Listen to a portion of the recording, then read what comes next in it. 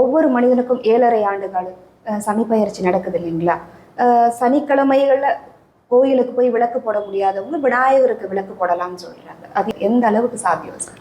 அதுதான் அண்டத்தில் உள்ளது பிண்டத்தில், பிண்டத்தில் உள்ளது அண்டத்தில்னு சொல்லுவோம். கரெக்டா? ஸோ அதனால நம்ம வந்து வீட்டுக்குள்ளேயே நம்ம தாராளமான முறையில செய்யலாம். நமக்குள்ளே தான் இருக்கக்கூடிய ஒரு விஷயம். அதுதான் நம்ம வந்து வள்ளலாறுலேருந்து அதுக்கு முன்னால் இருந்த எல்லா பெரியவர்களும் எல்லா மகரிஷிகளும் சொல்லி வைத்தது. வீட்டுக்குள்ளேயே தாராளமான முறையில் செய்யலாம். ஆனால் அந்த வீட்டுக்குள்ளே செய்கிறத விட நம்ம வந்து கோயிலில் போய் செய்கிறோம் அப்படின்றது வந்து கோயில்ங்கிறது ஒரு எனர்ஜி சென்டர். நம்ம ரோட்டோர பிள்ளையாரை கும்பிட்டா பலன் கிடைக்காதானா? அப்படி கிடையாது. பட் நம்ம வந்து ஒரு பெரிய கோயில்களில் பல வருடங்களாக பல்வேறு விதமான பூஜைகள் நடந்து கொண்டிருக்கும், பல்வேறு விதமான மக்களுடைய பிரார்த்தனைகள் இருக்கும், பல்வேறு விதமான விளக்குகள் ஏற்றிருப்பார்கள், பல்வேறு விதமான ஹோமங்கள் நடந்திருக்கும். இத்தனை விஷயங்கள் இருக்கும்போது அதனால தான் நம்ம ஒரு எனர்ஜி சென்டர்ங்கிறோம். அதுக்கு தகுந்த மாதிரி தான் நம்ம வந்து பழங்கால கோயில்களை கட்டி இருக்கிறோம். ஸோ அந்த மாதிரியான எனர்ஜி சென்டரில் நம்ம உட்கார்ந்து நம்ம சில விஷயங்கள் செய்யும்போது அதுக்குண்டான பலன்கள் நமக்கு உடனடியாகவே கிடைத்துவிடும்.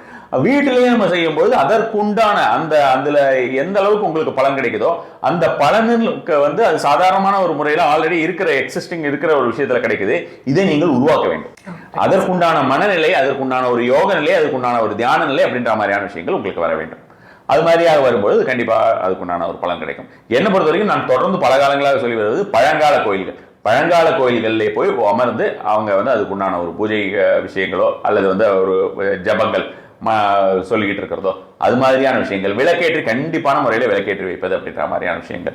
இந்த ஒரு பிரவேசத்தை பொறுத்த வரைக்கும் எவ்வளவுக்கு எவ்வளவு நிவேதனங்கள் கொடுக்கிறார்களோ, பஞ்சோபச்சார பூஜையில வந்து பார்த்தோம்னா நமக்கு வந்து நீரை குறிக்கக்கூடியது நைவேத்தியம். அப்ப அந்த நீரை குறிக்கக்கூடியது நைவேத்தியம் அப்படின்னு நம்ம வந்து சொல்லும்போது பார்த்தோம்னா நமக்கு மீனராசியில் இருக்கக்கூடிய சனிக்கு நிவேதனமாக அவர்கள் வந்து கோயிலில் இருக்கக்கூடிய மூர்த்திக்கு நிவேதனமாக ஏதாவது ஒரு விஷயங்களை செய்து கொண்டு போய் கொடுத்தார்கள் என்றால், அவங்க வீட்டிலேருந்து செஞ்சுட்டு போய் கொடுக்கறத கோயிலில் பல கோயில்களில் வாங்க மாட்டாங்க.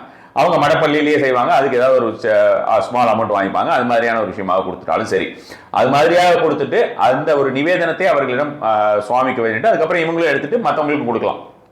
அது மாதிரியான விஷயங்கள். அதாவது சில பேர் வந்து பார்த்தோம்னா அன்னதானம் போடுறதே பரிகாரத்துக்காக போடுவாங்க. அந்த மாதிரியான விஷயத்தை இவங்க சாப்பிடக்கூடாது. அது மாதிரியான ஒரு சில விஷயங்கள் இருக்கு.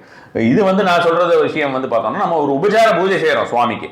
அது வந்து பர்டிகுலராக சிவனுக்கு செய்யறது அப்படின்றது இந்த சனி ரீதியான இருக்கக்கூடிய பிரச்சனைகளை உடனடியாகவே சிவனுக்கோ அல்லது உக்கிரகாளிக்கோ செய்வது அப்படிங்கிறது உடனடியாக ஒரு பலனை கொடுக்கக்கூடிய ஒரு விஷயமாக இருக்கும். எந்த மாதிரியாக நிவேதனம் அப்படின்னு பார்த்தோம்னா நான் சொன்ன மாதிரி புளியோதரை சாதம், எல்லோதரை சாதம் அப்படின்ற மாதிரியான விஷயங்கள்லாம் டக்கு டக்குன்னு பலன் தரக்கூடியதாக இருக்கும்.